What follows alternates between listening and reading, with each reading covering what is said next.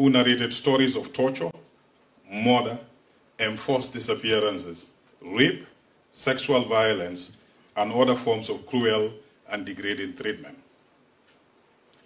Government of the Gambia accepted in its white paper on the TRRC report all of the TRRC recommendations on prosecution through a special accountability mechanism. The government of the Gambia, in partnership with ECOWAS, the Gambia Bar Association, the national and international criminal justice experts, worked collaboratively on the design of the special accountability mechanism of the Gambia between 2019 and 2024. Careful thoughts have been placed in the design of the special accountability mechanism, and as a result, the special accountability mechanism is a novel initiative for global criminal justice. For the first time ever, a country is being seen to implement comprehensive post-conflict criminal justice framework that activates at the same time both domestic and international pathways for justice and accountability, including for atrocity crimes. In April 2024, the National Assembly passed the Special Accountability Act and a unique piece of legislation for institutional justice, for transitional justice. This act, the SAM Act as we call it, is not law that establishes any institution, but rather a declaration by the people of the Gambia. The Special Accountability Act recalls the dark history of the Gambia and lays out a set of principles to guide the entire post-TRRC justice and accountability phase that we are now in. The Act introduces three components of our special accountability mechanism and reaffirms a national conviction that without justice, there can be no national reconciliation, sustainable peace, or development. The three components of the Special Accountability Mechanism are the Special Prosecutor's Office, the Special Criminal Division of the High Court, and the Special Tribunal of the Gambia. Members of the press, today's briefing will focus on the Special Prosecutor's Office. I am honored to announce, on behalf of the Government of the Gambia, that Mr. Martin Hackett, a British national, has been appointed as the Special Prosecutor for the Gambia to head the investigations and prosecutions of the TRRC cases. Mr. Hackett is a British barrister with more than 30 years of experience in criminal and international law. A graduate of Aberystwyth University, where he obtained his LLB honors, he was called to the bar in 1995 and has built a career focused on complex prosecutions involving war crimes, terrorism, serious organized crime, and other grave offenses. Internationally, Mr. Hackett has held senior prosecutorial and advisory roles in a number of demanding legal environments. At the United Nations Special Tribunal for Lebanon in Hague, he served as a senior trial counsel, leading the investigation and prosecution of crimes of international terrorism and overseeing complex evidential and strategic case development. His work included the presentation of technical, forensic, and digital evidence relating to covert networks, surveillance, and communications data. He also served as head of the War Crimes Division in the Special Prosecution Office in Kosovo, where he led investigations and prosecutions concerning war crimes and crimes against humanity, including cases involving mass murder, torture, arbitrary detention, enforced disappearances, persecution, and conflict-related sexual violence. In that capacity, he appeared as lead prosecution counsel in politically sensitive proceedings and worked closely with national and international counterparts on case strategy, witness protection, and institutional development. In Ukraine, Mr. Hackett has advised the Office of the Prosecutor General and other authorities on cases arising from current conflict, including war crimes, genocide, and conflict-related sexual violence. That work has included strategic advice on investigations, prosecutions approaches, legislative reforms, and victim protection in accordance with international standards. He has also undertaken counterterrorism work in Uganda, Tajikistan, the Maldives, Iraq, Kurdistan, and supporting prosecutors, judges, investigators, and forensic specialists on case preparation, human rights standards, and fair trial safeguards in terrorism prosecutions. Mr. Hackett is a recognized specialist in conflict-related sexual violence and sexual and gender-based violence, offering counsel on victim protection, legislative reform, and he regularly addresses international law conferences and mentors law students. In the United Kingdom, he is a senior Category 4 Crown Prosecution Service prosecutor, specializing in rape and serious sexual offenses and counterterrorism, reflecting extensive experience in the prosecution of serious sexual offenses and terrorism cases. His appointment brings to the role extensive experience of prosecution leadership, courtroom advocacy, and work on war crimes and terrorism in complex domestic and international settings. Members of the press, the selection of the Special Prosecutor was conducted in accordance with Section 23 of the Special Prosecutors Act 2024. An independent selection panel was constituted by myself as Minister of Justice to spearhead the selection of the senior management team of the office, namely the Special Prosecutor, the Deputy Special Prosecutor, the Head of Investigations, and Chairperson of the Fund Management Committee. The panel comprises of 6 members, a member appointed by the government, a member appointed by ECOWAS, a member appointed by the Gambia Bar Association, a representative of the Public Service Commission, and 2 high-level experts in international criminal law appointed jointly or separately by government and ECOWAS. In 2024, the independent selection panel developed and adopted its terms of reference, a selection procedure, job description, and vacancy notices for Special Prosecutor, the Deputy Special Prosecutor, and the Head of the Investigation Division positions. These call for applications were published on the 3rd of May 2025 with a closing date of 30th June 2025. Publications were made through the Ministry of Justice's website and social media handles and the Gambia Bar Association. To reach an international audience, the Ministry of Foreign Affairs dispatched vacancy notices to our permanent missions in our multilateral embassies like New York, Brussels, Addis Ababa, and Geneva for dissemination to member states. At the end of the 6-week vacancy period, 13 persons applied for Special Prosecutor, and 4 applicants were subsequently shortlisted, interviewed by the independent selection panel. The panel also undertook extensive background checks of the 4 shortlisted candidates and engaged their references.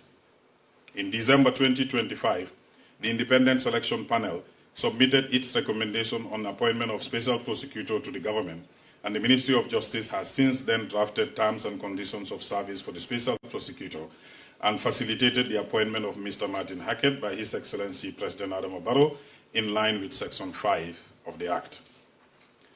Mr. Martin Hackett is expected to be in the Gambia before the end of this month.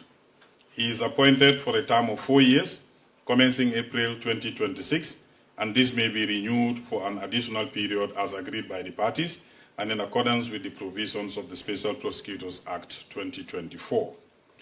Finally, ladies and gentlemen, members of the press, let me provide you with an outline of powers, duties, and responsibilities of the Special Prosecutor as per the SPO Act.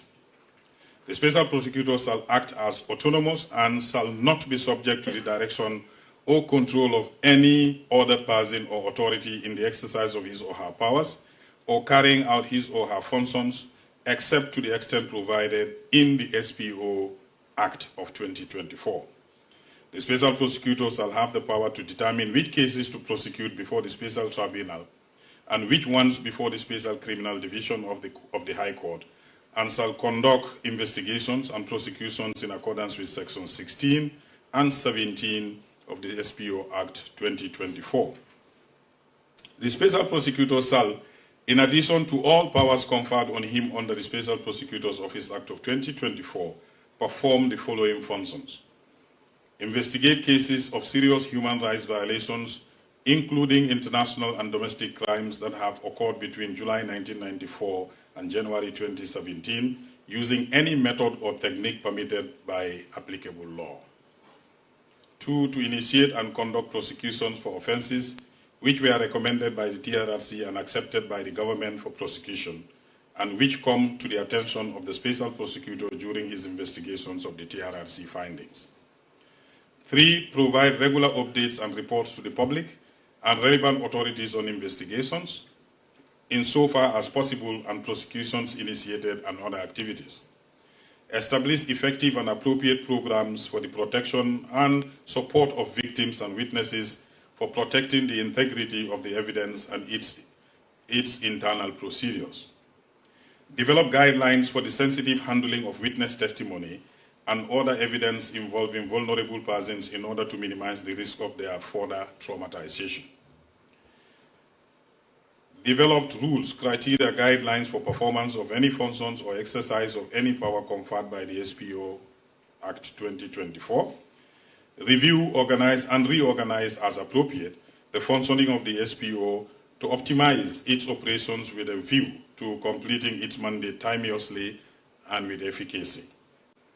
Design public outreach and communication strategies to keep the public and the media informed about the Special Prosecutor's mandate, function, and activities in order to build public trust and confidence in the process. Regarding his reporting obligations, the Special Prosecutor shall submit annual reports to the President, to the National Assembly, to ECOWAS, the Attorney General, and any other authority designated by the Oversight Committee established under Section 37 of the SPO Act, detailing the activities, progress, and challenges faced, and the recommendation to address the challenges where appropriate, insofar as possible in view of the confidentiality of investigations and the presumption of innocence. This is the end of the statement. I thank you all for your kind attention at this stage, and I would want to welcome questions with respect to this subject. Thank you.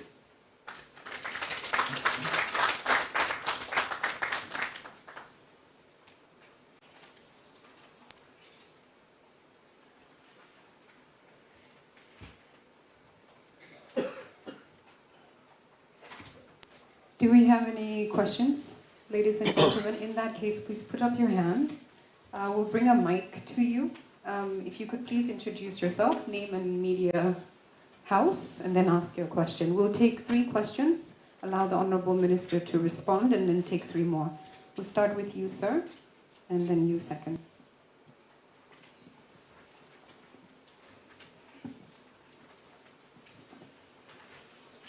Thank you very much. Good afternoon. My name is Modusar, New Global Media. My question is, you said that 69% were due to be prosecuted. Those people, did the ministry notify them that they are to be prosecuted? And secondly, most of those people are living abroad, including the former president. So what mechanism do the ministry has in place to extradite those people? Thank you. Thank you very much. No, we did not notify anybody.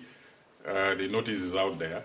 The recommendations were published in the Gazette from the TRRC. When this was accepted in the white paper, it was gazetted. This is sufficient notice. So everybody that was recommended to be prosecuted, and that recommendation having been accepted by government, is assumed to already be on notice that you have been recommended for prosecution. So we do not have to necessarily inform them formally that they may probably be prosecuted. I do not think most of them are out of the country. I don't know how accurate that statement is, but yes, some of them may be out of the country, including the former president. Extradition will be explored when we get to that level. Appropriate bilateral arrangements are in place for those that are outside of the jurisdiction and will require to come to answer to the justice. Those arrangements will be made.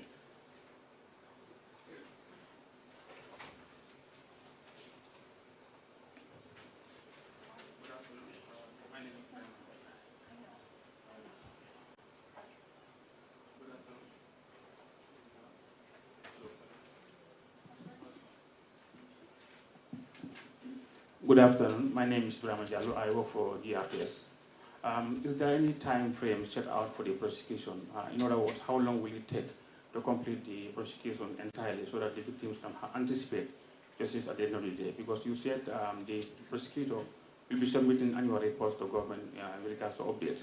But how soon or when exactly can victims expect conclusions as to the prosecution that is outlined?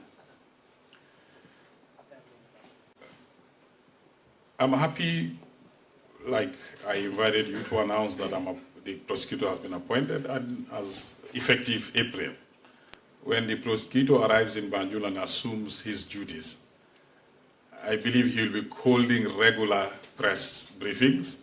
Maybe at that stage, after he evaluated his work, he will be the competent authority to be able to tell you how long it will take him to start filing charges or doing. But his initial contract is for a 4-year term. Depending on what has been accomplished, it could be extended. But he's appointed for a 4-year time. So as soon as he arrives, he takes over all the materials we have received from the Truth Commission, from the TRRC. It is his job now to review those materials, the evidence, and decide on whether they are adequate or they are not adequate, whether there are need for further investigation to close the evidential gaps, who to charge, who to be used as a witness.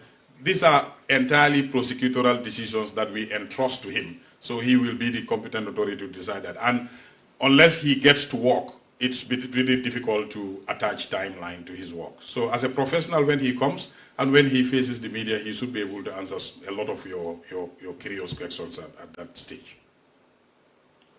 Okay. My name is Landin Cisse. I work with the Point newspaper. The former president, Jammeh, is very key to this special prosecutor's office. And then he's one of the people the TRRC recommended that they should be prosecuted. Is Jammeh going to be extradited to come to the Gambia and be prosecuted, or he is going to be prosecuted in absentia? That's my question. Thank you. From the policy point of view, the answer is Jammeh has been recommended to be prosecuted and government have accepted and government is committed to ensuring that is implemented. How and where he will be prosecuted, I would again defer that to the prosecutor, because the hybrid court that we have set up through a treaty agreement with ECOWAS is capable of either sitting in Banjul or changing its location to an appropriate place, still to do its job. So until when that tribunal is in place, there are a lot of variables that will determine whether that kind of hearing will be held in Gambia or it will be held outside of the Gambia. So we are not at a point when we can definitely determine where the forum is going to be. Good afternoon. My name is Osman Jada. I work for QTV. How will the victims and the public be kept informed throughout the process, and what measures are in place to ensure transparency and avoid delays or political interference? For the prosecution?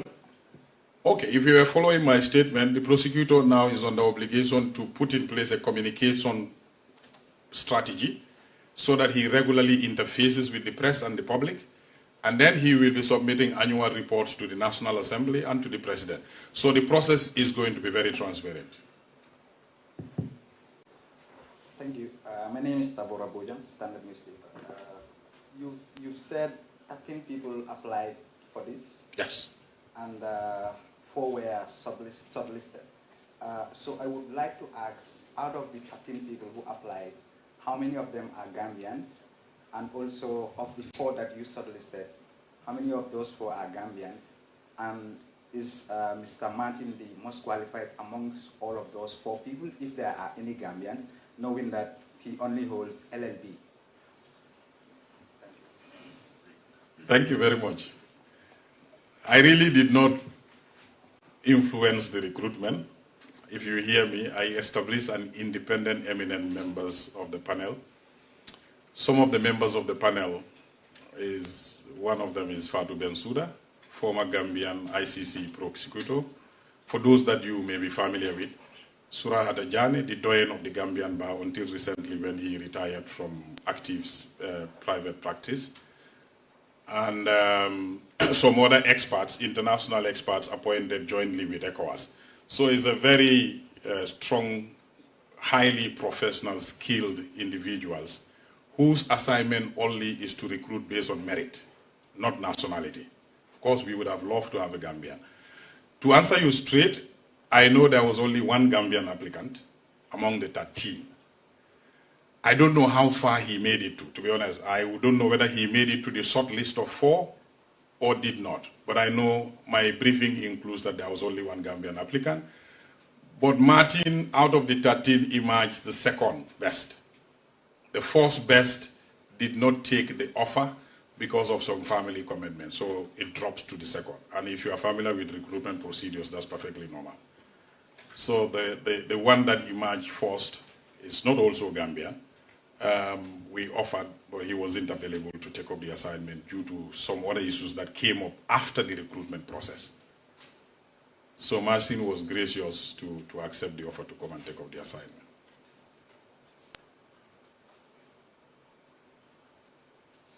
Do we have any more questions? Yes, thank you, sir. Your name and media. Assalamu alaikum.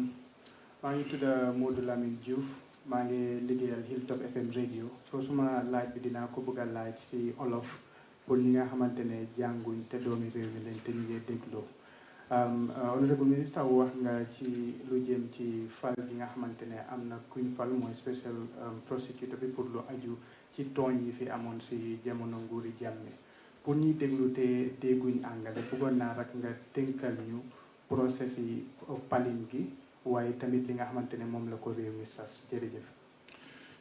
jërëjëf ndaw miñ fal mooy Martin la Martin Hackett doomi Angleterre la nuñ ko taanee mooy dama sos mbootaay bi ñoo wax independent selection panel ñi nga xam ne ay doomi Gambia ñu ngi fa but am na ñoo xam ne bokk nañ si panel boobu ñi nga xam ne duñ Gambian waaye dañu am xam-xam torop te xarañ si liggéey international law and prosecution ñooñu juróom benn lañ si ay ndaw ñi nga xam ne ñooñu lañ taana ñu santaleen pour ñu utal ñu koo xam ne mat na li ñoo ut si moom pour mu mun a ñëw defal ñu liggéey bii nii soo yebaane nañ buñ paree buñ defaree seen terms of reference yi dinaa si boole angale tuuti nag because wolof bi baaxut so much that I cannot be 100% wolof waaye buñ defaree seen jumtuwaay yi nga xam ne yooyu lañ soxla yëpp den ñu def yebaane bi àdduna bi yëpp lañ ko yebaane képp koo xam ne gis nga ko nga foog ne mun nga ko mit nga criteria bi pour nga apply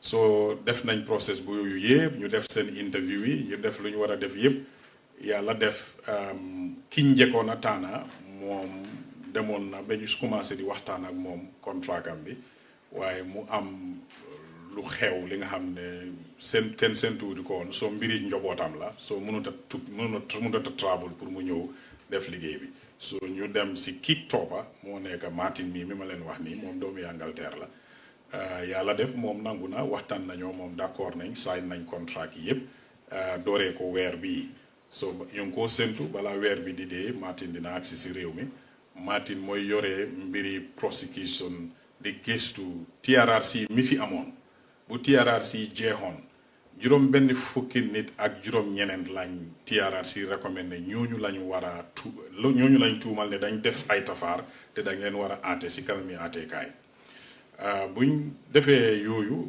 nguur gi nangu woon nañ recommendation yooyu buñ jotee si TRRC bi waaye depuis booba ba léegi si tànka yooyu ak jéego yooyu lañ nekk ba tey ñu agsi fuñ agsi tey nii so Martin bu ñëwee mooy matériel yooyu yi nga xam ne yooyu lañ jëlee TRRC yëpp depuis bu TRRC pare ñu ngi leen teg kenn laalut leen Martin bu ñëwee matériel yooyu la moo jël mu gëstu kenn ku nekk liñ la tuumal yan evidence moo am against you mu study ko mu decide ndax evidence bi doy na mu decide pour prosecute la waaye ndax dina prosecute ñëpp ndax ñeenay daf leen a use as witnesses loolu yëpp prosecutorial decision la boo xam ne moom lañ ko bàyyee moo tax si liggéeyam bi waxoon naa si suma kàddu ne kenn du ko bundu xatal si liggéeyam yoon daf ko may te luwaa lañ am mooy Special Prosecutors Act bi nga xam ne suñ néegi député yi ñoo ko paas luwaa boobu moo firi moom lan mooy dooleem ak naka la moo doxalee office am bi ak ndax nit mun na koo preso ndax nit munu koo preso dafa am autonomie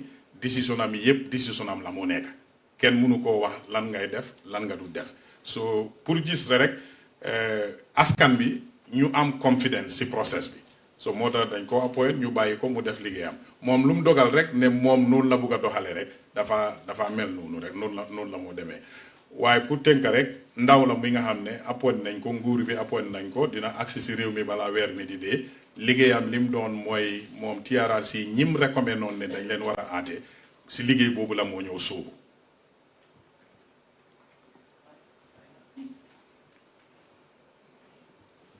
Hello. Yes. No, it's okay. Thank you. Mustafa Dabo. I have a couple of questions. Maybe I can read them all or just one at a time. Relating to this subject? Yes. You were here when I said the rules? Yes. All right, then let's go. No, relating to this, of course. Yes, so when we move to the other side, then we will take other questions. Yes, on this side, yes, we'll take any question. No, relating to this. Okay, all right. So, the first one is the... Somebody can hold the mic for you. Good. Yeah, so the first one is the funding issue.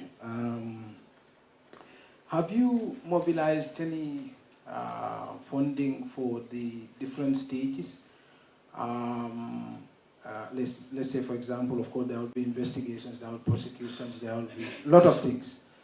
And how much inadequate is this to sufficiently take us through this process at different stages? And maybe you can tell us what the gaps are and what you need to raise and what you are also expecting, what you have and what you don't have.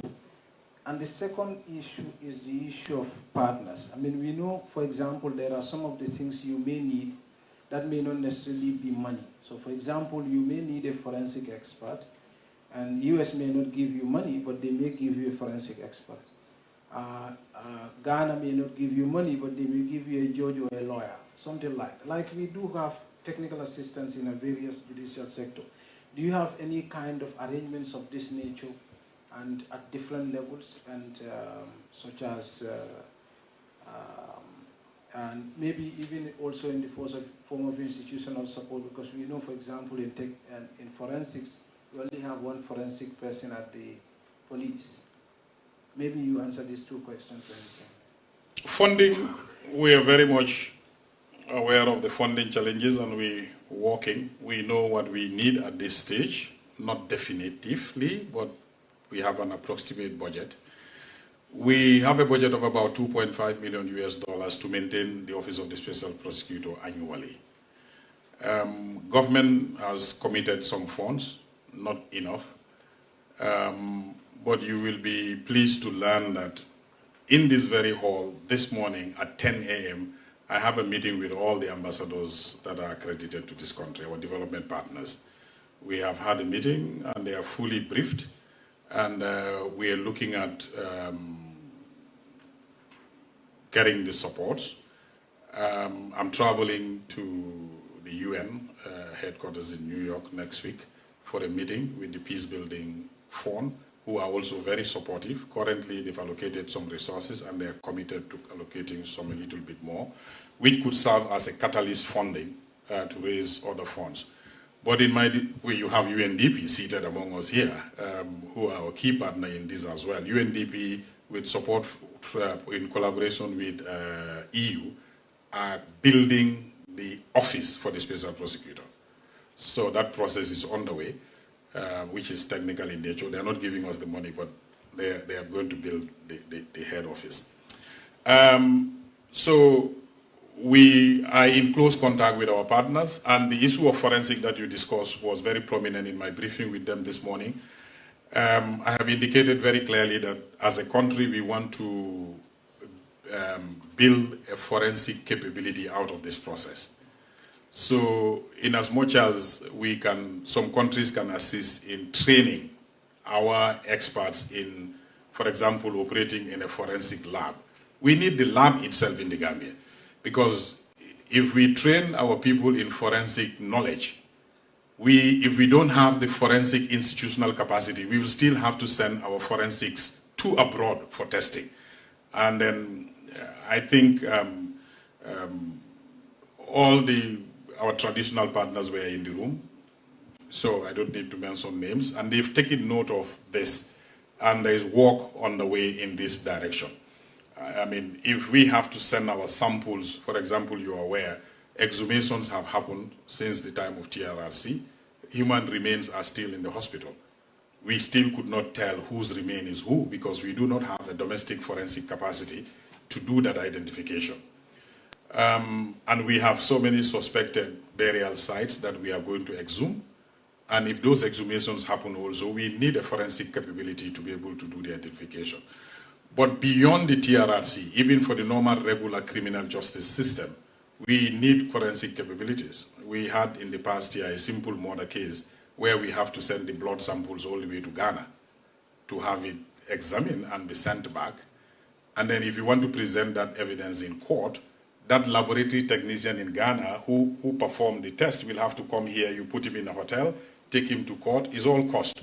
So really we are very committed at the end of this process to develop a domestic forensic capacity, both institutional and human capacity.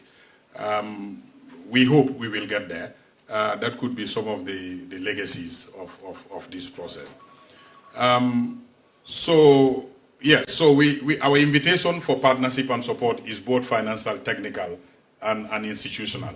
And the response is positive. We are very optimistic, especially if the prosecutor is in country and they see him at work. Hopefully that will even be a big incentive for those who want to support. The prosecutor, specifically on the budget, the $2.5 million annual budget is an estimation that we developed with ECOWAS, the Joint Technical Committee. But the law requires the prosecutor himself, upon assuming office, to come up with his own budget. So he will develop the budget requirement that he thinks is what he needs for him to do his job. And based on that realistic budget, then we will still continue the fundraising in that direction. So yes, we have some seed money from government, we have some seed money from UN, and we are working with other partners as well to continue raising funds to make sure that we continue pushing this agenda.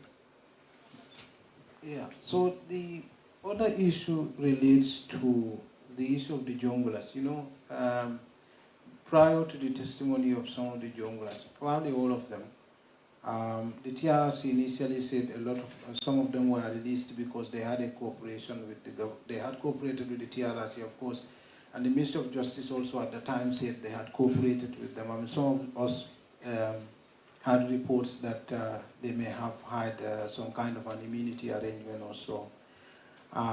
If there was there any sort of immunity arrangement for the junglers who had testified that they would not be prosecuted, or is this still open to the decision of the special prosecutor?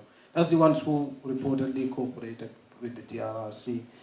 And the other issue is we know there are a number of junglers who are also out of the jurisdiction. I mean, probably having Jammeh will still be a very ambitious project. But the junglers who are probably in Guinea-Bissau, reportedly on Casamas, as you would find, as Sanamanja was, or in Guinea-Conakry, are there any interests for the state to, through corporations, seek the arrest of this individual? It probably would be much easier. Is this process ongoing, or is there any thing to this effect? And the third one, maybe just to conclude, is the issue of also some of the junglers who are in custody and some of the folks who have returned. There were concerns that some of them had had illness, some of them were not properly taken care of. And you know, if they die, you are going to have a big trouble, because some of these people are all you have. I mean, they may be perceived criminals, but they are also human beings. I don't know if you have any arrangement to sort of take care of these individuals, probably medical help and other forms of, thank you. Okay, on amnesty, or immunity as we refer to it, during my time I have not got any immunity or amnesty arrangement with any jungler, and I don't think it happened before me. we decided to delay that. We are not missing the fact that some of them have been recommended by TRRC itself, that they are best suitable as witnesses or whatever. In addition to that, while I'm in office, I instituted a consultancy to come up with a prosecution strategy for those that have been recommended to be prosecuted. The report that emanated from that created a 3-tier strategy. I know the prosecutor is not going to be bound by that, but they're just guidelines. That consultancy stated that there is a 4th category, tier 1, that definitely these people should be prosecuted. There is a 2nd category, the consultancy recommended that you can prosecute, but they can also be very good witnesses. And then there is a 3rd category, that tier, that the prosecution strategy recommended that they are best when you use them as witnesses. The junglers, they operated in such a way that to succeed in getting the big players, in fact, to succeed against them, most of them, but I'll leave that to the prosecutor to decide. I'm trying to be very careful not to go into details. But yes, you will need some of them as witnesses in order to succeed against the others. Because it's difficult to get an outsider who could be a very good witness against them because of the nature of their operations.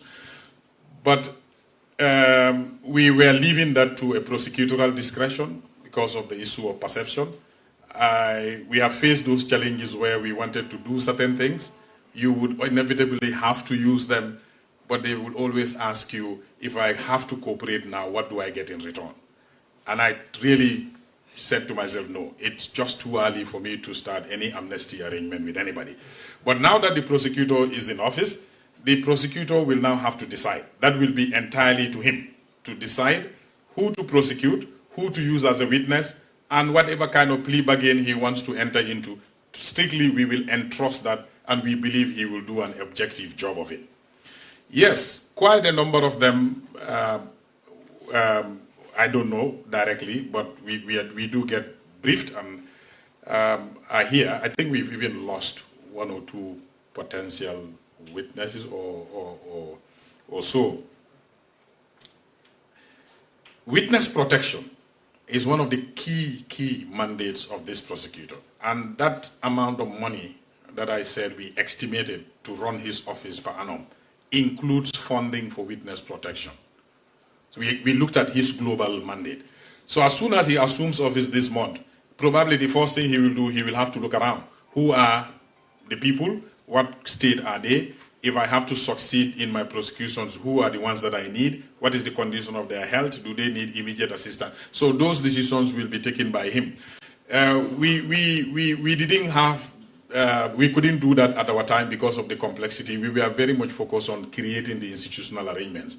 And alhamdulillah, finally the institutional arrangements are getting in place slowly. So the prosecutor will deal with that. On extradition, I've answered that earlier. From the government point of view, yes, whenever the prosecutor reaches a point where he wants somebody to be extradited, to come. And from now on, those actions will start because we now have a prosecutor, he's in office. So yes, extradition processes will start, will commence. Have I left anything out? Yeah. Okay. Just on the issue of journalists, I'm Abdullah John, I'm an AP reporter, I write for Al-Kanba Time and a number of news outlets in Guinea and Senegal. So on the issue of the journalists, we know that some of them, they testified before the commission and they made it very clear that they acted at the direction of former President Jammeh. And we all know that if you don't strike a plea deal with them, you will not make a headway in investigation. So is your ministry exploring ways to strike a plea deal with those some of the journalists? Oh, okay. I just answered that.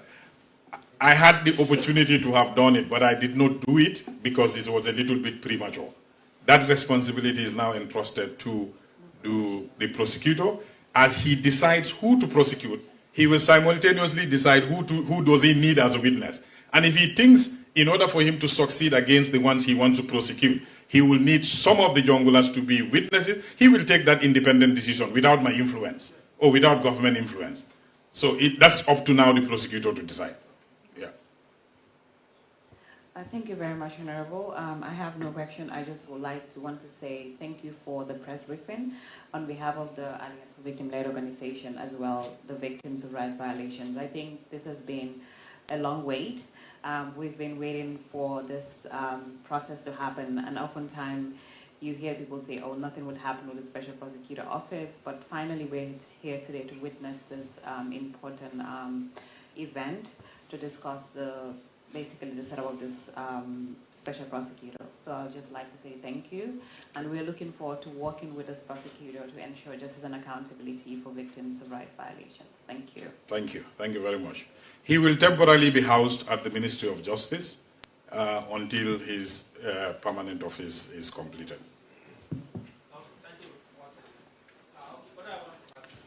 So we have 6 minutes for the first half to finish, then we can get into the second half. Go ahead.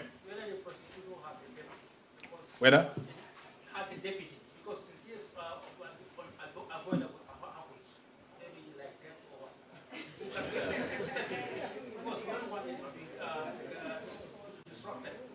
So there must be a deputy. And secondly, what I want to ask is that you said the appointment is 4 years, and it's a renewable. Renewable, you don't say the term. You don't say whether it's 1 year or 2 years. So renewable, how many years? Thank you. Yes, he will have, I think, even more than one deputy, because he will have different deputies under him. But the law requires the prosecutor to participate in the recruitment process of the rest of his senior management. So that is why we have to sequence it.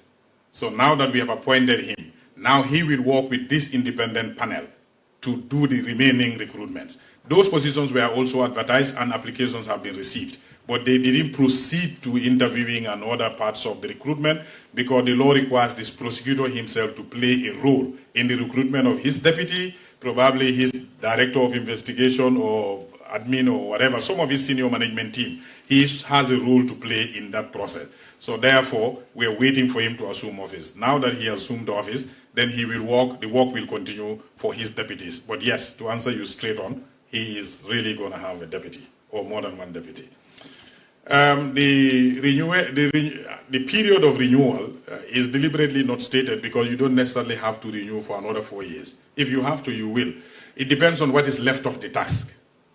If what is left of the task could be done within a year, you just give 1 year extension. If it can be done in 2 years, so by that time when an evaluation is done, it will be known how much more time is needed, then it can only be extended for that period.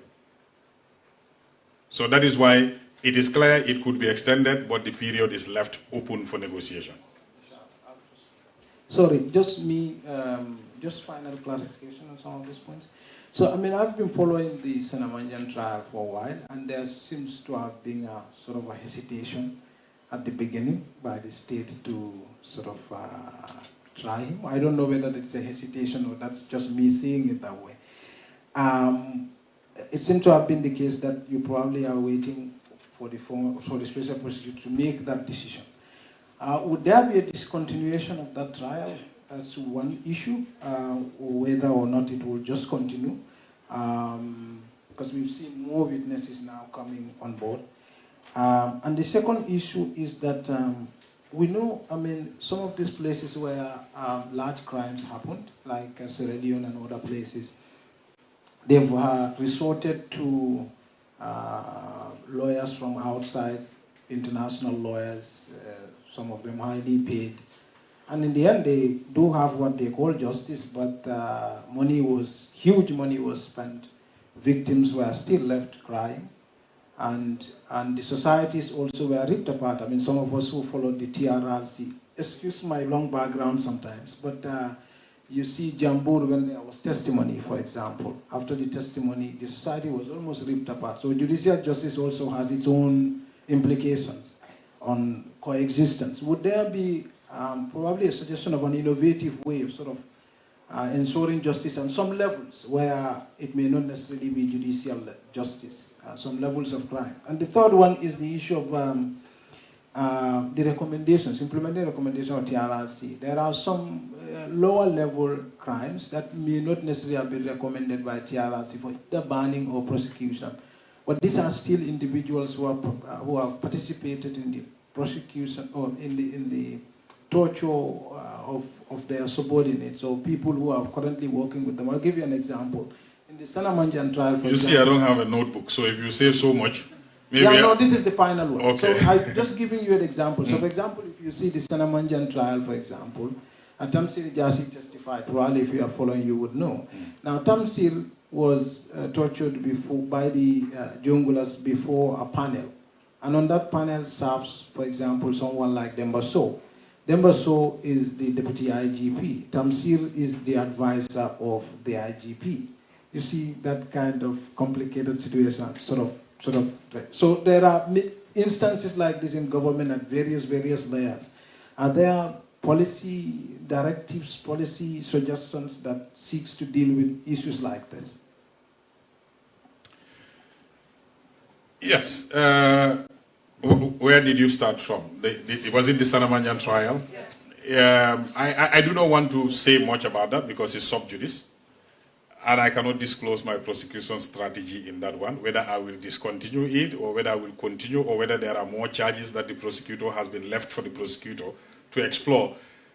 But you said you've noticed hesitation on the side of the state. You are a good observer, but we have a strategy in place for that matter. That much I can say. I cannot go into the details because the trial is still going on, and I would not want to discuss something that is sub judice. But beyond that, yes, there are different forms of accountability, if I would use that word, that are in place. Not only prosecution, but you are aware of the banning of public officials from holding public office. Ida? Any other? Yes. In this instance, he's asking about a situation where an individual isn't being recommended to be banned, an individual isn't recommended to be prosecuted, but the individual was named. And so this workplace ecosystem has been created. And whether government, we have any policy to sort of dampen those tensions that are happening in workplaces as these individuals' recommendations are not captured under either bans or prosecutions. I know all the TRRC recommendations for people to be banned is being implemented. I know for a fact, unless you as my advisor tells me something new that I'm not aware, that we've written to all government institutions that anybody that is in public service and have been recommended by TRRC to be banned must not be on duty as we speak now. They've all been sent home. So the administrative accountability component is already on. The judicial accountability is what we are talking about here now. These are the two layers of accountability at this stage. Am I missing something still in your question, Mustafa? Yeah.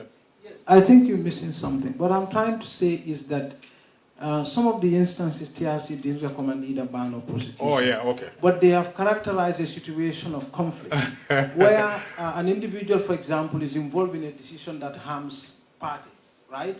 And then they currently work together. Do you see what I mean?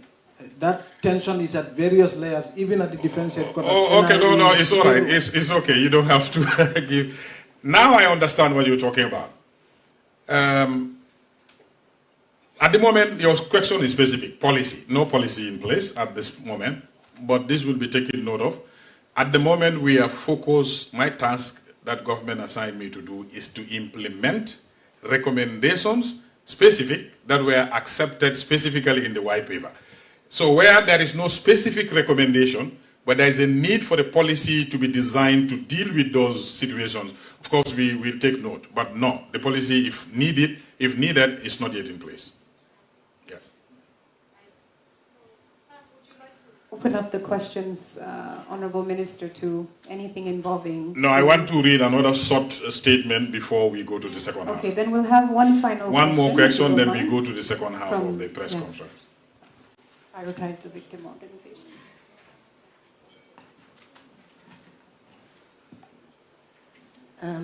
Thank you, AG, and thank you for sharing this news. I think a lot of us have been waiting and anticipating this. I just want to acknowledge that the special prosecutor has background in sexual conflict-related violence, which I do believe is very significant for us, but also it really sends a strong signals to survivors of SGBV who we know are out there, but also that SGBV was quite widespread during the dictatorship and continues to be pervasive today. So I hope, as in your earlier statement, this isn't just about prosecuting those who are mentioned, but as a platform that will help us to better strategize to address that. So I just wanted to acknowledge that. Thank you. He is very experienced in SGBV related offenses. Okay, thank you. Thank you very much for your questions. Now, I'm now going to open the Ministry of Justice to questions, as the Ministry of Justice as a whole. The Ministry of Justice comprises of different agencies that we have oversight over, but within the ministry itself too, we have different departments. We have the Department of Criminal Division. You have the DPP sitting there and his Deputy Director of Public Prosecution. Other directors couldn't fit here, but we have the Solicitor General, who is the head of administration and staff, Mr. Vincent Tomasi. You have Directorate of Public Prosecution. You have Directorate of Civil Litigation and International Law. You have the Legislative Drafting Department. You have the Registrar General's Department. That's where those of you who deal with land matters or documents that you register, that is the department that does that. You have the Company Registry that registers businesses and civil society organizations. And you have agents, you have the Curator of Interstate Estate as well within the ministry. Agencies like National Agency Against Trafficking in Persons, Alternative Dispute Resolution Secretariat, and National Agency for Legal Aid are also agencies that we have oversight over. It's a broad ministry, a big ministry with a broad mandate that we would welcome, questions regarding the job that we do. But just to trigger the discussions, probably as subsequent press briefings, I'll just look at one department and we talk about that department. That wouldn't stop you from asking about other departments if you have questions. I have decided personally today to start with the criminal division. That's why I put them up there. So I'll just read a short excerpt of their case returns for 2025, the performance of the department for 2025, and then I will just open up for questions since we don't have so much time. Now, the Ministry of Justice today presents the criminal prosecution performance of the Directorate of Public Prosecution for the period of January to December 2025. This report covers concluded matters before the High Court, magistrate courts, and appellate proceedings across a range of serious criminal offenses, including murder, rape, robbery, drug trafficking, financial crime, and trafficking in persons. In 2025, 70 cases were concluded by the department at various levels, 70. Out of that 70, 46 cases were decided on the merit. Decided on the merit means they flowed to their logical conclusion, a decision, a verdict is delivered. Those that don't reach there, sometimes these are the ones we say we are struck out for some reason, or withdrawn, or other things. But cases that flew, they flowed directly up to conclusion, a judgment and a verdict is delivered. Out of the 70 were 46. Out of these 46 cases that were decided on merit, the Department of Criminal Division secured 36 convictions out of 46. 36 of them, they reached a conviction, or if it were an appeal, they successfully defended the appeal. Because you realize that some convictions come from the magistrate court, but immediately if people appeal to the High Court, that's where the DPP steps in to defend the appeal. So convictions and successful defense, 36 out of 46. Acquittal and discharge for 2025, January to December, were 12 cases. 12 cases resulted in acquittal and discharge. In 2025, the Directorate filed 30 new indictments. Of the 70 matters that concluded in 2025, the DPP secured 36 conviction or upheld sentences representing a conviction rate of 78%. A conviction rate of 78% on all cases decided on their merits. That figure places the DPP's office among the better performing prosecution services in the sub-region. And it reflects the professional diligence of prosecutors in the ministry who handled a heavy and diverse docket throughout the year. 10 additional cases concluded through sentence variations on appeal, where appellants achieved partial reductions in custodial terms. Where these represented partial success for appellants, in every instance the original conviction recorded by the lower court were left undisturbed. The underlying guilt of the convicted person was affirmed in each of those 10 matters. The ministry regards those outcomes broadly satisfactory. Murder and manslaughter. The prosecution concluded 11 murder and manslaughter trials in 2025, 11. 8 resulted in convictions. 8 out of 11 resulted in convictions. That is 73% of murder cases we prosecuted in 2025, all resulted in convictions. Babukar Bangura and Augustine Bangura received death sentences for murder. Famara Kante received a life sentence. Amadou Sow and Mario Mendy were also convicted of murder. In 3 matters, courts returned convictions for lesser offenses of manslaughter, especially Kemo Hydra, 2 years, Boubacar Jallo and Barakel Irori, 5 years.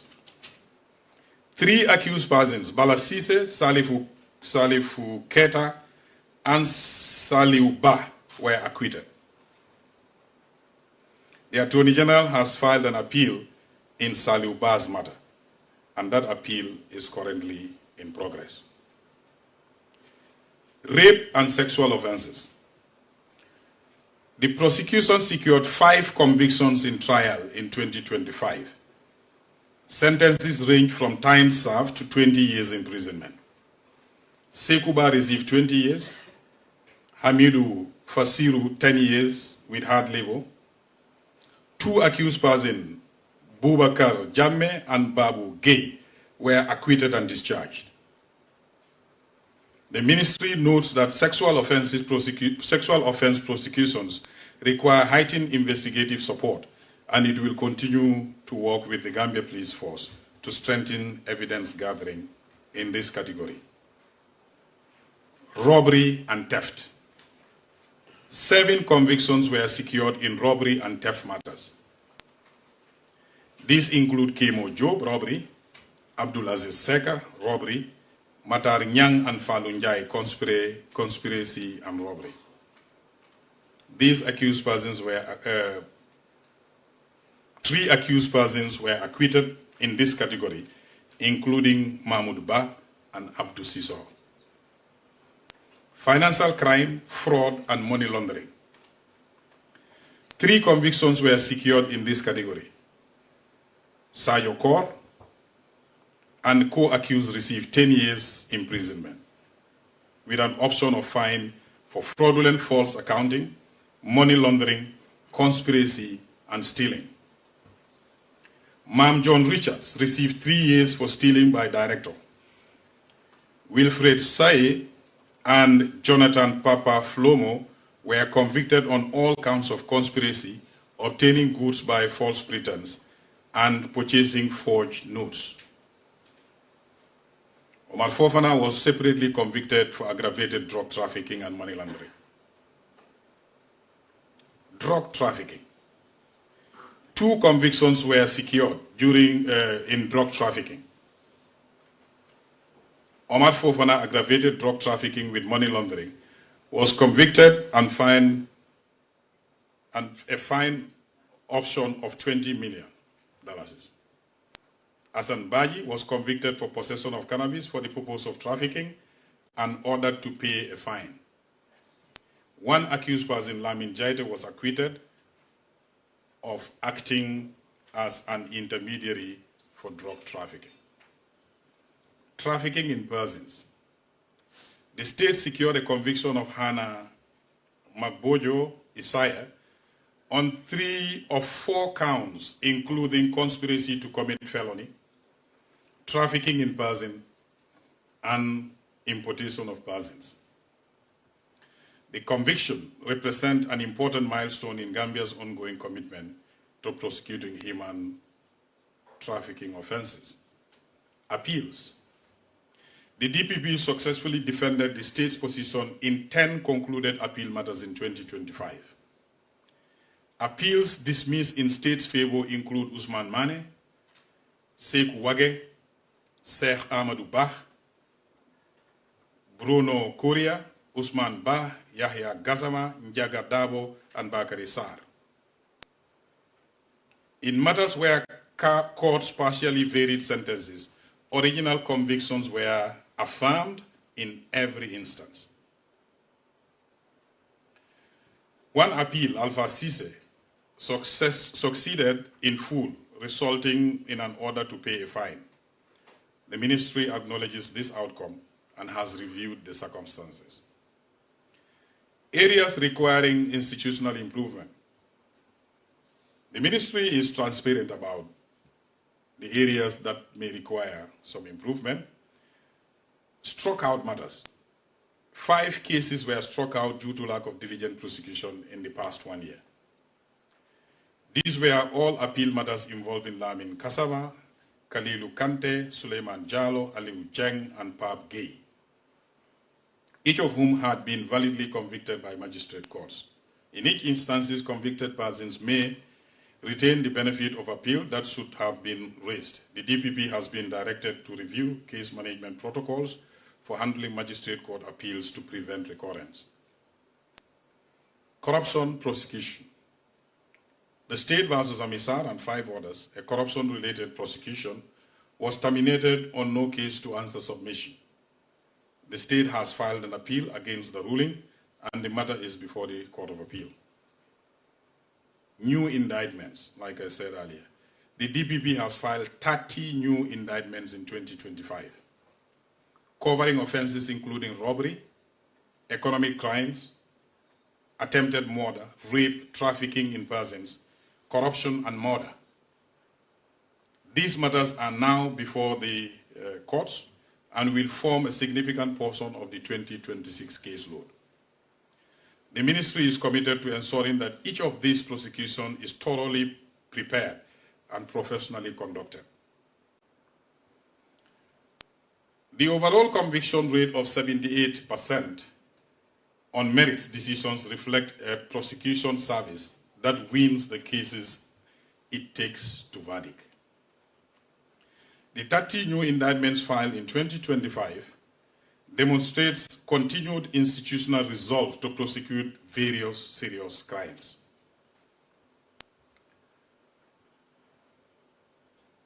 The Ministry of Justice remains committed to transparency and accountability, and we will continue to provide these kind of updates to the press. I think at this stage, since we don't have much time, you are free to ask any question regarding any department, but I placed the 2025 report, annual returns of the Directorate of Public Prosecution on the floor, but you are not stopped from asking questions on any aspect of the Ministry of Justice. Yes, please.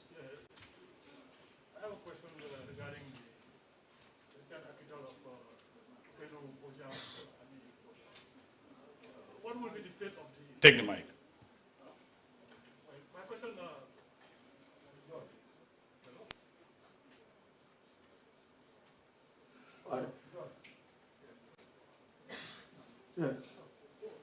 Go ahead. Yeah,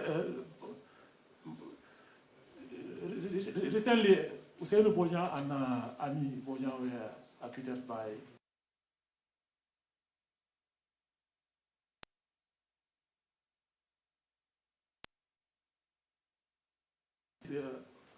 regarding the capital punishment.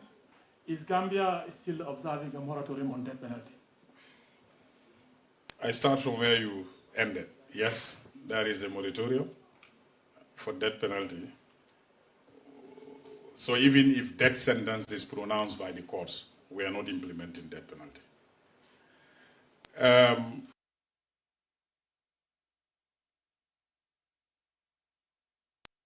They're free. The witness, they've testified. The trial level ended. The matter is now on appeal. And on appeal usually is records. The witnesses may probably not be required to come and testify on appeal.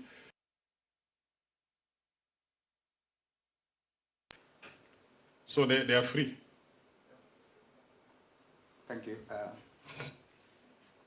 have a question on the same thing.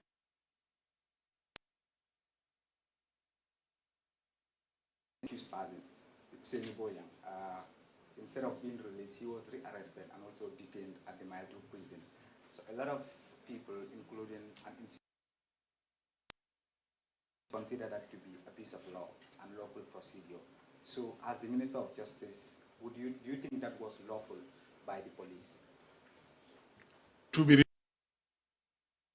it's not lawful, it's regrettable, it happened.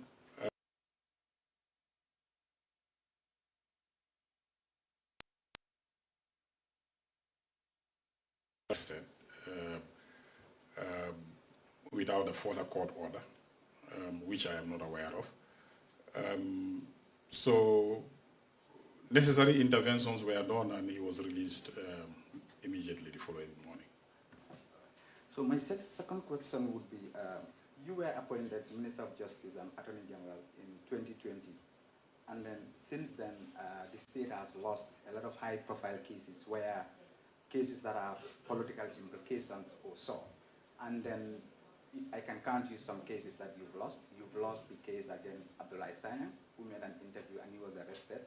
You've lost the case against the former managing director of Gam Petroleum, Sehu Drame and others, high-profile case. You've also lost the case against Ousseynou Bodian. And we've seen this government fail to implement certain legal policy policy initiatives. They failed to be implemented, including the draft constitution of 2020, which failed when you submitted for the second reading. You submitted the 2024 draft for second reading, it failed. So, and also the recent failure of the state to secure conviction against Ousseynou Bodian, critics of this government said that was a disastrous failure to secure conviction. And with all these issues put together, and the fact that the National Assembly also cited that you should be punished, because they said they accuse you of continuing some illegal processes that were done by your predecessor. So with all these things, critics said you need to resign or you'll be dismissed by the president. We know that you are not dismissed, you are here with us, but would you resign? Thank you. Thank you. I'm happy that you only choose to look at the negatives. How many positive have been achieved during the time? You are not watching at those ones and you're not counting them. Because we are even here to celebrate a very key milestone. And nobody will credit that. It takes, I'll be in this coming June.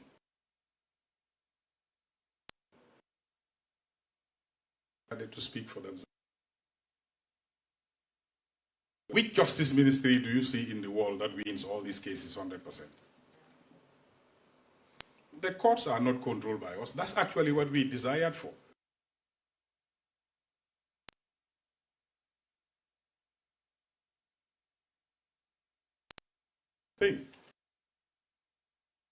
Yes, the Ousseynou one you are saying,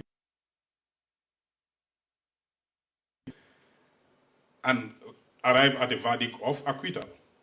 But acquittal does not equate to he did not do it. I don't mean Hussein, I mean the meaning of acquittal. That's what I'm saying. When somebody is acquitted, it's different from saying that the accused did not do it. Acquittal simply means the court reached a verdict that evidence is not sufficient enough to convict. This is completely different from whether the suspect did the offense or not. And I think you, the media, need to help people to understand these differences. So, but just because a couple of cases are lost in court, no, I am hired to even deal with those challenges, to find out why our cases being lost. How do we resolve them? How do we solve those problems to make sure we lost as few cases as possible? I am a minister, I'm serving at the pleasure of the president. If something arises that I think I could no longer take this, I would resign. I don't need somebody to advise me to resign. But until the president, at whose pleasure I am serving, decides to tell me, I think we need to part now, I am here, and I don't get intimidated to do my job. So the failure of these cases would not make you consider... Sorry?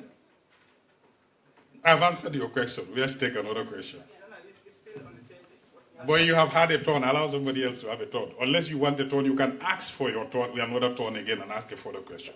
Honorable Minister, I was following and I was waiting for the gentleman, our dear brother, to highlight those cases that we have lost. And you've highlighted 3. But out of these 3, 2 of them are still ongoing because we have appealed against them. So as far as we're concerned, they have not yet reached their logical. The legal process is still on. We cannot say that we have lost those cases because we are still contesting.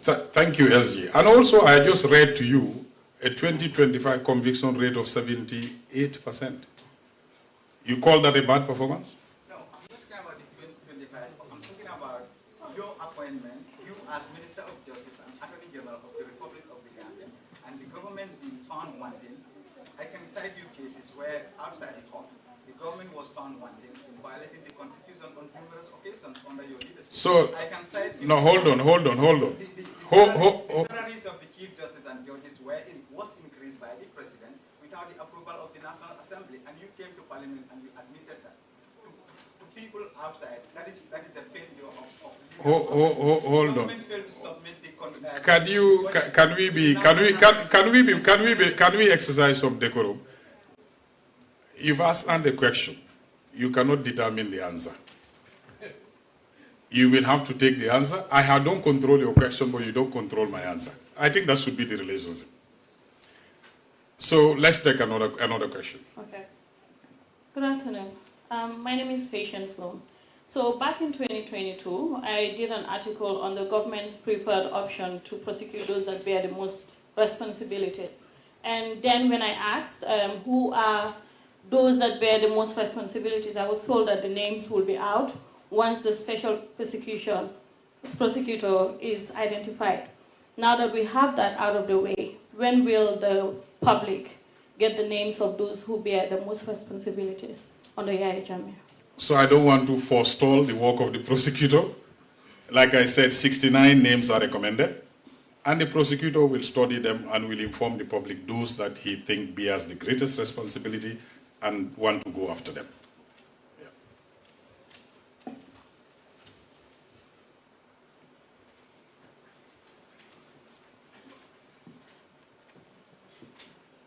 My name is London Cisse, Point newspaper again. Regarding rape cases, I have key interest in this area. And I've been following. Recently, I published an article on one of the rape victims. This girl was raped at the age of 12, and she was confirmed pregnant at the age of 13. But the perpetrator is missing. Justice Jammeh struck out the case because the perpetrator is missing. The person who bailed the perpetrator is also missing. Yes, I don't know whether you are aware of it, but I'm sure the DPP would. Yes. And the perpetrator's name is Bach Samba Jallo. I know the DPP must have been aware of this. I want to know how far is your ministry going to take to ensure that Bach Samba Jallo is brought to book? And my other question is, how well is your ministry working with the police? Because based on my observation, most of these rape cases are lost not because of your staff. I'm not promoting them, not because of them, but because of the bad investigation that was done by the police.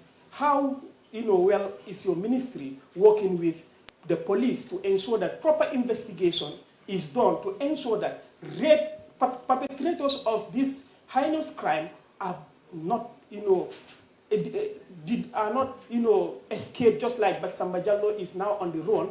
In fact, even the ID card that was issued to bail Batsamba Jallow is not biometric. But the other one, when I was a toddler, that kind of ID card was the one used, and Batsamba Jallow was only bailed for $10,000. And now he is on the run, and the victim is there bearing the pain. What is your ministry doing in order to ensure that Batsamba Jallow is brought to the book and make sure justice is served for the victim? Thank you. Batsamba Jallow, I have not been briefed on it, like I said. Probably not all these things come to my table, but I'm sure DPP may be aware. But I'll just respond to you from the facts that you have said. We take all SGBV cases very seriously. And the fact that you say the perpetrator is nowhere to be found, the sorties are nowhere to be found, that sounds a bit of a challenge. Because normally when a perpetrator is not found, we cannot find the perpetrator, we go after the sorties. So if the sorties themselves are nowhere to be found, that's a difficult one. So probably those kind of situations we notify the police, and then because they do the manhunt. So they should have to continue to do the manhunt until this suspect can be apprehended and then will be made available to us for prosecution. But how we work with the police, SGBV cases, I mentioned it in my statement, they require some technicality in investigating them. Police have developed a lot of capacity in it, but there can always be room for more capacity building. For the ministry, we have come up with an SGBV unit. So we have an SGB desk officer. So they liaise with the police. They also have gender or SGBV unit. So these two units work very, very, very closely. And we recognize the gaps. So there is a lot of collaboration in that area. Hotlines have been created for victims and survivors to call and response to improve on response time. But also guidelines for investigations, how to make sure that evidence, critical evidence, are properly preserved so that they can be presented in court. So a lot is being done, but we know we need to do more. So we are committed to that. But I'm happy you choose that area as area of interest. We are equally very keen about SGBV matters.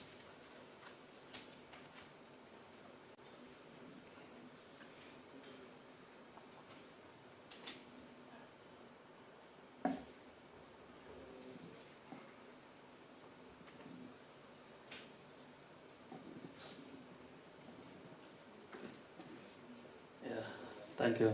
My name is Alasan Ba from Tor Alasan TV. Okay. Yeah. My question goes to Seno Bojan cases. We saw that the government spokesperson made public statement immediately after the incident before the police concluded their investigations. And some journalists were even called for questioning regarding the matter. What is the difference between an ordinary citizen and public authorities when it comes from making a statement on ongoing investigation under our laws? Now that Usainu Bojang, the other question, now that Usainu Bojang has been acquitted with, will the same standard apply, and will the spokesperson be called for questioning to clarify his earlier statement? Also, what action will be taken regarding Mama Jabi, whose allegation led to Usainu Bojang's arrest in Casamas, now that the accused person has been found? So on Usainu, I think you will agree with me, we should all be careful how much we say about the case, because appeal has been filed. It means the matter is sub judice, it's still before the courts, and it is proceeding. So we will not be able to say much about it. And the names that you mentioned, I believe, have testified in that case. So the government spokesperson was called upon, he testified in the case, so he was a witness. So everything he said is also part of the records of the court as a witness. So I wouldn't want to comment on that, but what I can say is a public officer making a statement after an event is not in itself out of the ordinary. This is normal. I think it's what is said is what we should look at. What did that particular public officer say with respect to the issue? But naturally, when an incident like that happens, you will expect government officials, public officers to come and address the public. So the question is not whether a public officer should address the public when an incident happens. Is probably how do we do it is what we will need to look at. But I cannot comment on his specific statements because he's a witness before the court and the matter is on appeal.